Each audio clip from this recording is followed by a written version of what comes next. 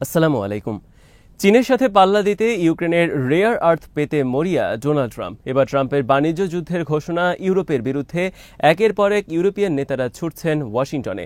ভবিষ্যৎ গাজা নিয়ে ট্রাম্পের ভিডিও প্রকাশ, তোলপাড় আরব বিশ্বে। বিডিভিউজ ইনফোটেইনমেন্টে স্বাগত জানাচ্ছি আমি তাসনিম হোসাইন। আজ জানাবো প্রতিরক্ষা সংক্রান্ত গুরুত্বপূর্ণ কিছু খবর। যুক্তরাষ্ট্রের প্রেসিডেন্ট ডোনাল্ড ট্রাম্প কেন ইউক্রেনের রেয়ার আর্থ সহ মূল্যবান কিছু খনিজ সম্পদের জন্য এত উদ্গ্রীব তা নিয়ে গোটা বিশ্বে চলছে নানা ধরনের বিশ্লেষণ।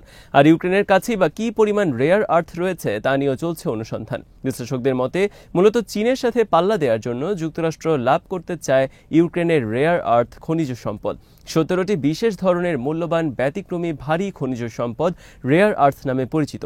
এগুলো হলো ইউরেনিয়াম, টাইটেনিয়াম, লিথিনিয়াম, গ্রাফাইট, জার্কোনিয়া প্রভৃতি। পারমাণবিক চুল্লি, বিমান সমরাস্ত্র, ম্যাগনেট, গ্লাস, ব্যাটারি, ইলেকট্রনিক পণ্য, মোবাইল সহ আধুনিক প্রযুক্তির শক্তিশালী সমস্ত জিনিসপত্র তৈরিতে খুবই প্রয়োজন এসব রেয়ার আর্থ খনিজ সম্পদ। বিশেষ করে বিশ্বের খুব কম দেশে রয়েছে মূল্যবান এসব খনিজ সম্পদ। চীন বিশ্বের 1 নম্বর রেয়ার আর্থ উৎপাদনকারী দেশ। 2022 সালে বিশ্বে যত রেয়ার আর্থ খনিজ সম্পদ উৎপাদিত হয়েছে তার 70% উৎপাদন করেছে চীন একাই। এর পরিমাণ ছিল 2,10,000 টন। রেয়ার আর্থের দিক থেকে বিশ্বের দ্বিতীয় স্থানে রয়েছে যুক্তরাষ্ট্র, কিন্তু তাদের বার্ষিক রেয়ার আর্থ উৎপাদনের পরিমাণ মাত্র 43,000 টন, যা বিশ্বের মোট রেয়ার আর্থের মাত্র 11 ভাগ।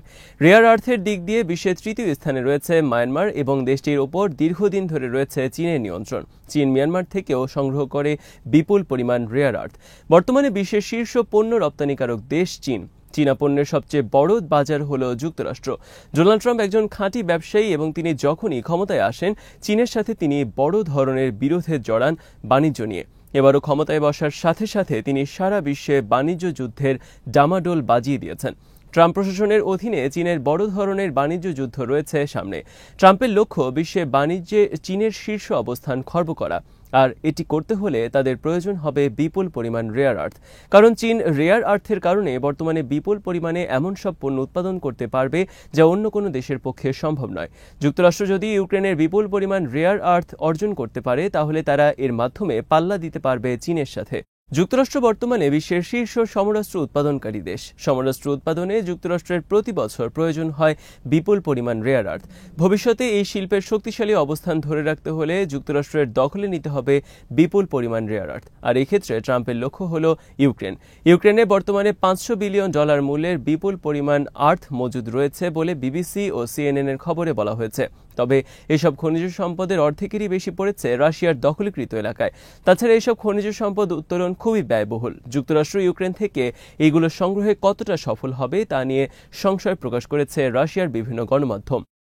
ইউরোপিয়ান ইউনিয়নের বিরুদ্ধে বুধবার নতুন যুদ্ধ ঘোষণা করলেন ডোনাল্ড ট্রাম্প। বুধবার ডোনাল্ড ট্রাম্প প্রথমবার বৈঠকে বসেন তার নতুন মন্ত্রী পরিষদের সাথে।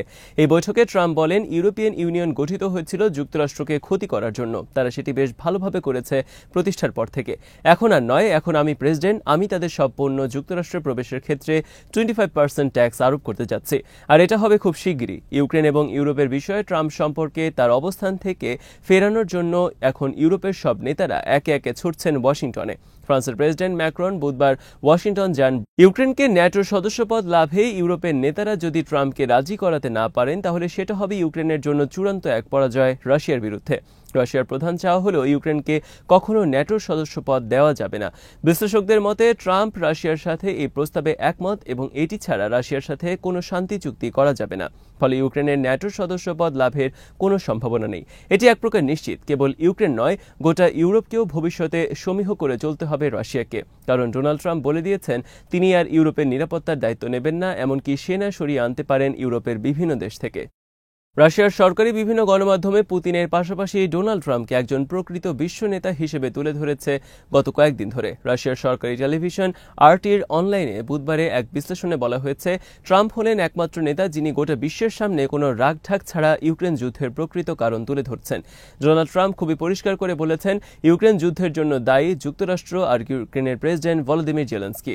রাশিয়াকে পরিকল্পিতভাবে এই যুদ্ধে টেনে আনা হয়েছে। ইউক্রেনে হামলা করতে বাধ্য করা হয়েছে রাশিয়াকে। জেলেনস্কির উচিত ছিল যুদ্ধের আগে রাশিয়ার সাথে একটি সমঝোতায় আসা, কিন্তু তা তিনি করেননি। যুদ্ধের আগে যুক্তরাষ্ট্র এবং ইউক্রেন সহ পশ্চিমা বিশ্ব যা করছে তাতে রাশিয়ার জন্য প্রকৃত অর্থেই বড় ধরনের নিরাপত্তা সংকট তৈরি হয় এবং রাশিয়া বাধ্য হয়েছে ইউক্রেনে হামলা করতে। সম্প্রতি ট্রাম্প তার বিভিন্ন বক্তব্যে বলেছেন এসব কথা। ট্রাম্পের এসব বক্তব্য বড় বড় হেডলাইনে প্রকাশ করেছে রাশিয়ার সরকারি বিভিন্ন গণমাধ্যম। অপরদিকে পশ্চিমা বিশ্বে চলছে ট্রাম্পের এই বক্তব্য নিয়ে তীব্র সমালোচনা।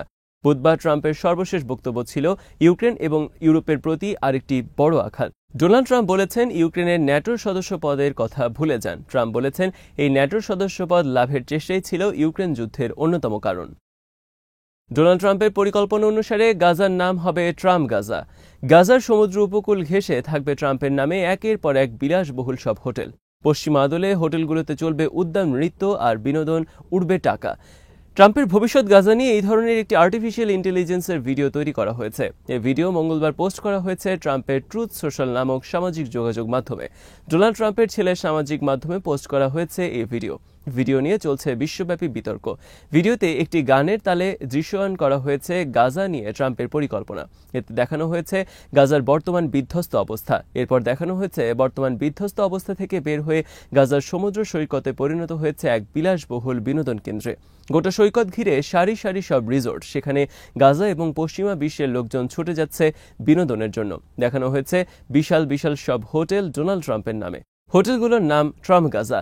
রাস্তার মোড়ে ডোনাল্ড ট্রাম্পের বিশাল মূর্তি। সমুদ্র সৈকতে চলছে উদ্দাম বেলি ড্যান্সরত উদাম নারীদের মুখে লাগানো হয়েছে লম্বা কালো দাড়ি। হোটেলের লবিতে বেলি ড্যান্সরত আরব্য নারীর সাথে তাল মেলাচ্ছেন ডোনাল্ড ট্রাম্প নিজে।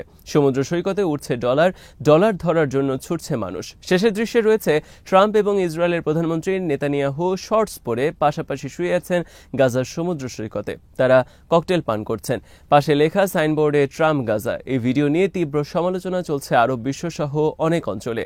ভিডিওর গানে বলা হয়েছে, তোমাদের মুক্ত করতে আসছেন ট্রাম্প আলো নিয়ে, থাকবে না কোনো টানেল, থাকবে না ভয়, ট্রাম্প এখন গাজায়, সবাই এখন মুক্ত।